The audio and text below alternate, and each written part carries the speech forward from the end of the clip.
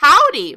This is a part 2 of a 2-part review, so if you haven't seen part 1, I suggest you click here and watch that first before coming back here. Speaking of part 1, let's answer some concerns from the comments section. 1, I'm not Japanese. I'd rather try my best to pronounce in the dialect I feel most comfortable in than to try to replicate a tongue I'm not best in. So Erza or Urza is potato to me. 2, if it didn't happen in the anime, I'm not talking about it. This especially applies to after shows. Sometimes I talk about the manga, but most of the time I try not to if it did not happen in the anime. That wouldn't be fair to the people who haven't caught up, or those who want to catch up but watch this after show anyway. And 3, as for ships, I'm a diehard Groovia fan, because come on, that name rolls off the tongue. So I think that's about it, so enjoy the rest of the review.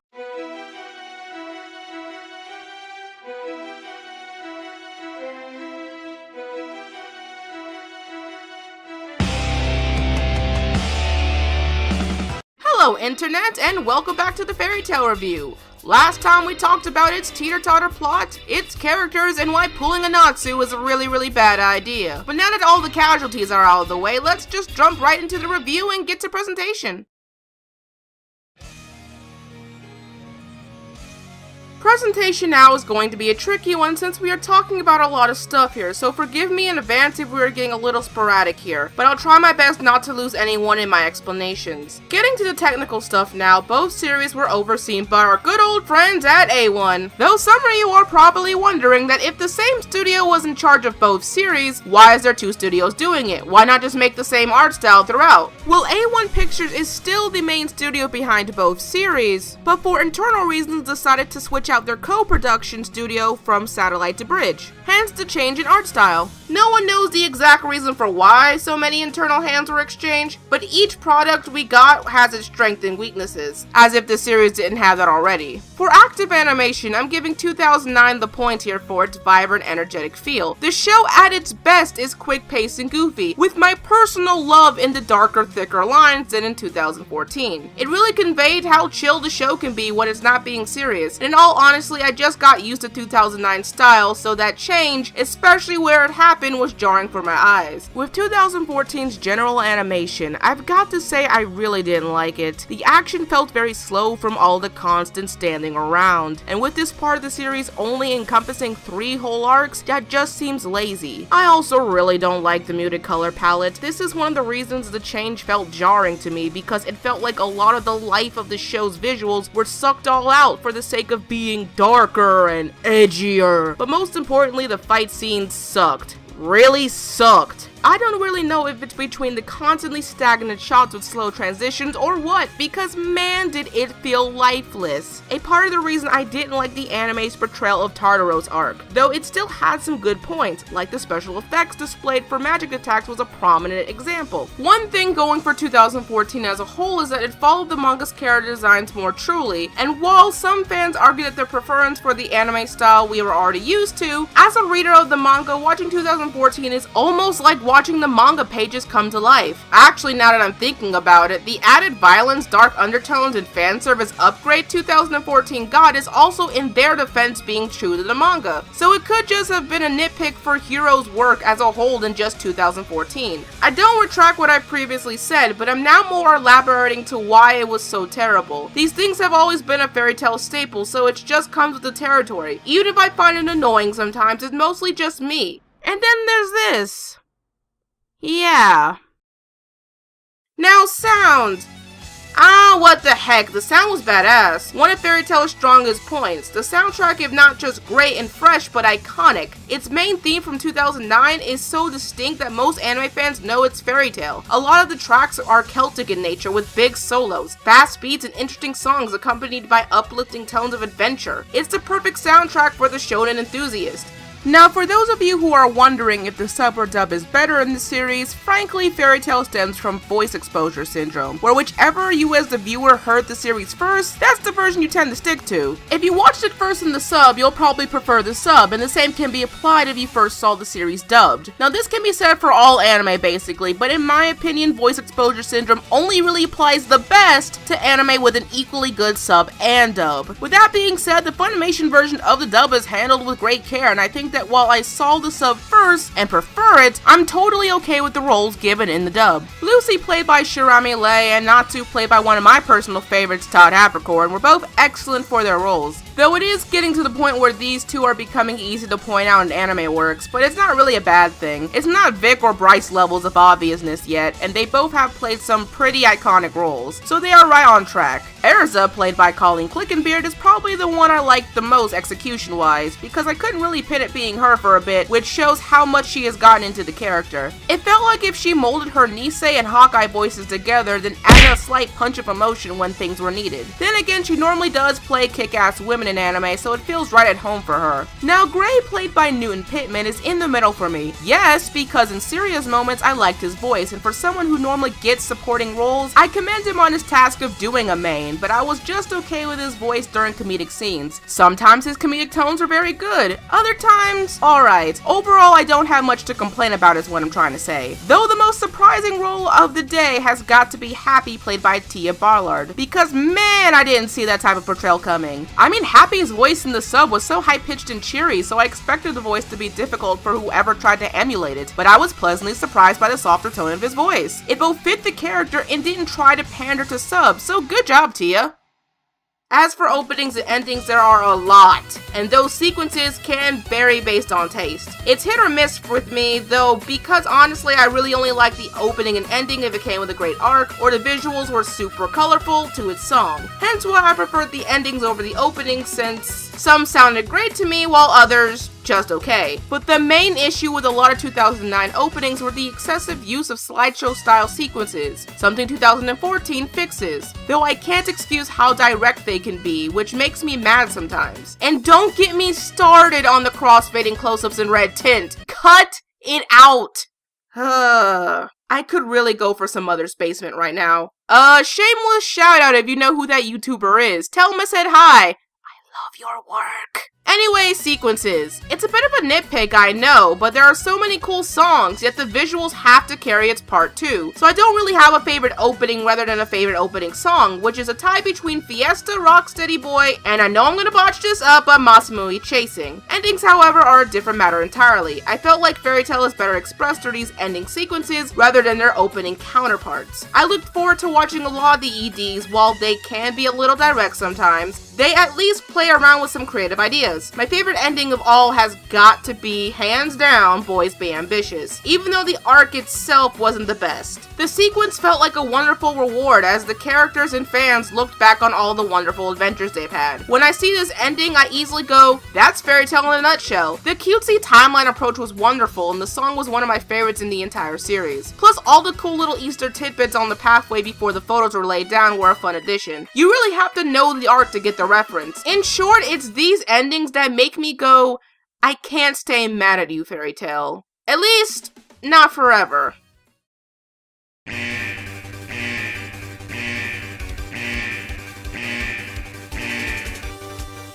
And welcome to another installment of After Show, the segment in my reviews where the spoiler bar is turned down low and we kick this party in full swing. This segment is dedicated to you lovely fans who have caught up with the series. So without further questions, this is your final spoiler warning. Oh, and you better hold on to your butts because this is going to be a doozy. Now, there's a lot of moments I could have talked about, but I boiled it down to a mini top 6 countdown. Now, these moments are both good and bad, but they stuck out to me as something I've had to talk about. With that being said, Magic Games arc will be talked about afterwards, because A, everybody, me included, have some choice words about it, and B, it would be too easy just to fill this segment with MG-related material. Note, even though that this is After Show, I will not be talking about anything that happened in the manga that did not happen in the anime. So let's get that countdown started. Oh, when I say countdown, there is no particular order. So, yeah. Number 1, Leo's entire arc. Leo's entire story was heart-wrenching to me, and the first time in this anime I felt emotionally invested. It was short, yes, but it was just enough for me to care for him. Learning that he was not only a celestial spirit, but the leader of the Golden Keys was interesting. It explained so much, and I liked him as a character even more. The Fairy Tail member Loki and the Key Leo was both one and the same, but different. But Lucy's concern for him was still just as strong, and with her giant magical storage abilities, it was in my opinion the only time power of friendship was used correctly in this show, because it meant more than just saving the day, but establishing a future bond that meant something physical and the payoff for the audience can see. So I tip my goggles out to you both. May your ship be flourished within the fandom. Number 2. Gildarts overtaking Natsu. Yes, Natsu character development. Thank you, Gildarts. Thank you, Gildarts MVP. Okay, sure, you didn't do much once the time skip happened and Natsu's power-ups made you irrelevant, but the trial you put on Natsu finally put his gravy-trained self in his place. At the time, he teaches Natsu what it means to be truly outclassed for once, to be against someone with power that brings you to utter fear. As a fatherly character, he was the best person for the job, and frankly, I never felt more entertained. Natsu got development other than a power-up, and we learned Gildarts is an other player who actually turns out to be a doting parent to Kana, and the fact that they had to open half of this city just to let the man inside the guild.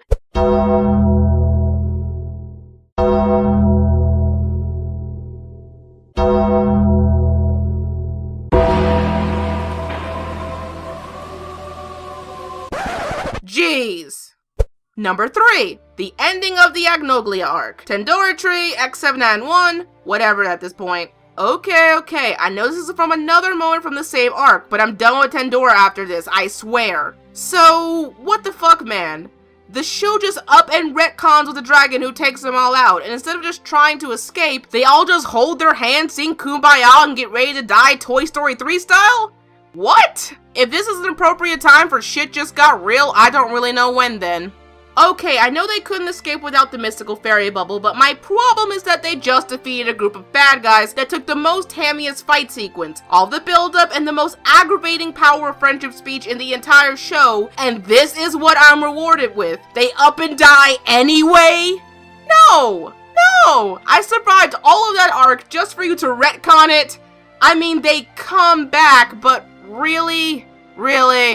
Number 4. Bye-bye Aquarius.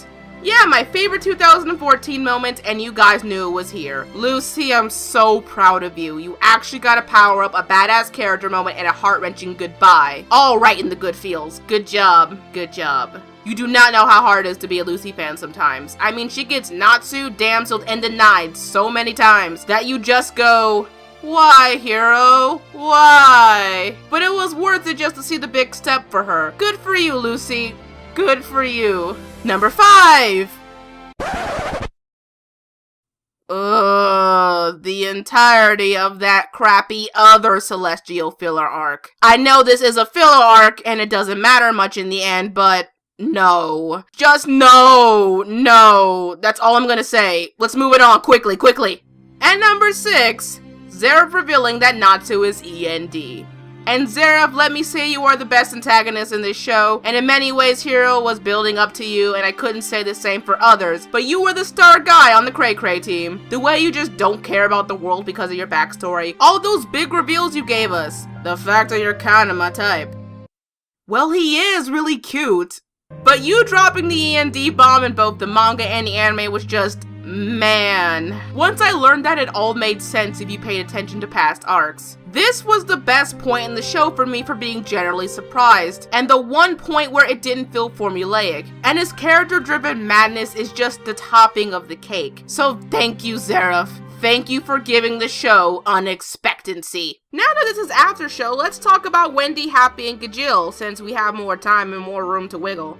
Man, these three have come a long way. With Wendy and Gajeel, they reminded me of a mirror, both starting their journey on contrasting perspectives, but developing on gradually the same pace, to both gaining things that the other already possessed. Wendy, the cute dragon slayer of the skies, started as the typical lolly with unforeseen power. She was shy, kind, but unconfident in her ability to be a reliable wizard against her older comrades. But in blunter terms, was the real underdog, who thanks to some needed development in later arcs became the powerhouse to her namesake, and gained the confidence to be the fighter that she's always meant to be. Notice I'm saying underdog and not slow progression, because just as I previously stated, an underdog in my eyes already has the same resources as everyone else. They just start off weaker. And because of this, she was able to grow different from Lucy, but in the same ways as Natsu and Gray and the other hand-to-hand combat mages. But let's move on. Gajil, on the other hand, to put simply, is the Vegeta of the series. A punk-turned-good guy rival thanks to the good use of power, friendship, and self-reflecting realization. He learns what it feels like to be relied on for more than just power. He gained new opportunities and positive potential thanks to his meetings with Levi and Panther Lily. But most importantly, he overcame that hurdle of comparing himself to others, something admittedly even Gray doesn't do. He understands the difference between him and Natsu, and while there is a healthy rivalry going, he knows he has his own life to live, his own motivations and paths he wants to achieve with his second chance to not fuck things up, which conclusively is very admirable. Happy's story! Honestly, his backstory in Helios was so cute, I really don't want to spoil too much of it. But all I will say is that he did a good job as the mascot character. He got just enough comedic scenes to warrant relevancy, while not having as many annoying scenes that could turn me off. Though, I did not like him in Tartaro's arc. I really didn't. Everything else was well okay, but just why, Happy? Why? Okay, so before we move on to final thoughts, let's get the little bane of everyone's existence out of the way. Magic Games arc. Magic Games, oh Magic Games, why did you have to be so bad? Your concept was great and I really wanted to see you be good, and it did do some good things, like giving us Elfman's best moment ever. Or the fact that Erza just broke the game and said, 100体すべて私が相手する挑戦権は100だ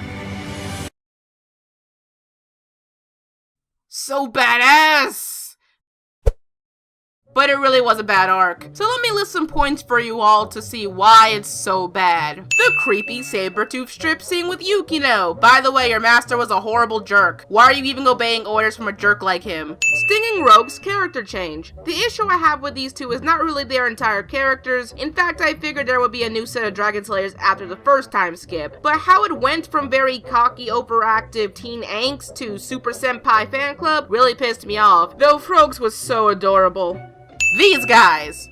Just these guys. Future Rogue's stupid emo haircut. This guy coming back and giving Lucy that deny. I was so pumped up for that moment, but this is what I got? Speaking of which, that stupid future Lucy death scene. Not because it was Lucy, but because that's not how plot poison works. Especially since we are this far in the arc, and Future Rogue already messed things up with the sequence. So seeing current Lucy cry over herself, but doesn't really change anything from an already predictable outcome. But most of all, the fact that the break in hiatus was just so poorly done that they just stopped between arcs, and thought that what they were watching at the start of 2014 had already finished Magic Games. But no, it was just still going. Yes, the second half was more focused on the dragons, but that sudden mix in plots was sloppy. Very sloppy. Not good for an arc where you learn about the dragons finally. It's a jarring and very messy move on their part. It just makes me go, ugh. You know what? I don't want to say any more and regurgitate what others have said over the interweb, so I'll leave it here for now. So let's move on to final thoughts while I get a good glass of my special ale to calm down.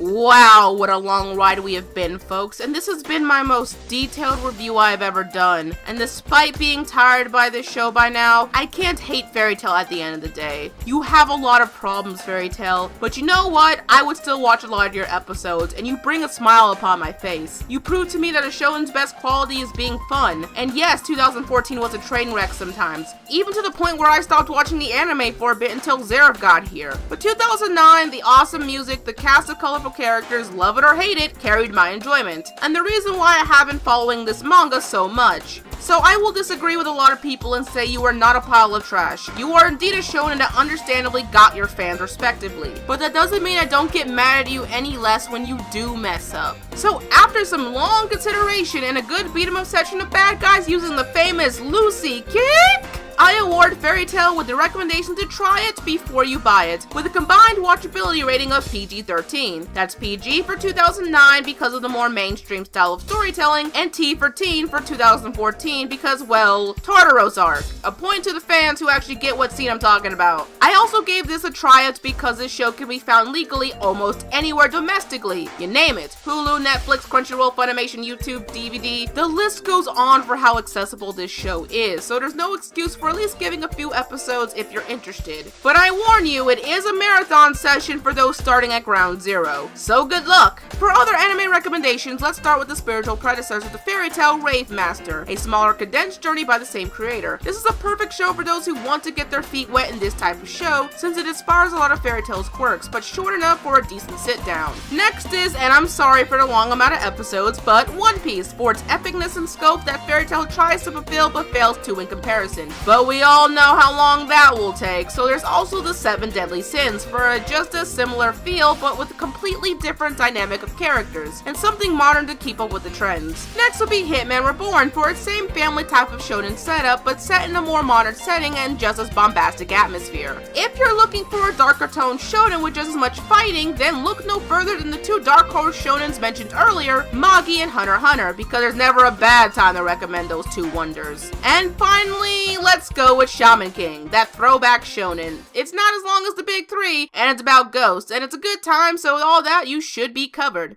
Ooh, we did it! We made it to the end of the review. I'm telling you, this has to be one of my most worked on videos to date. Or 2 videos at this point. So I really hope you guys liked it. Now, if you excuse me, I'm going to take a long nap before I move on to doing Rainbow Brigade the musical. So until then, this is Shannon, and stay tuned to Anime America. Want to support the production? Check out our brand new store on Store Envy. For a small price, you can have a one-of-a-kind poster made by yours truly. If you can only give a small amount to help us out, check out our Patreon page. Any amount you wish to give us goes towards our production needs, so anything you can give us helps us a lot. To keep up with the latest in Anime America stuff, follow us on Facebook, Twitter, Instagram, and even Tumblr. Be sure to like, favorite, and subscribe to Anime America for more awesome reviews and top 10 lists. If you're interested in anything of pop culture, be sure to subscribe to Pop Spectrum. Thank you all for watching, and stay tuned to Anime America.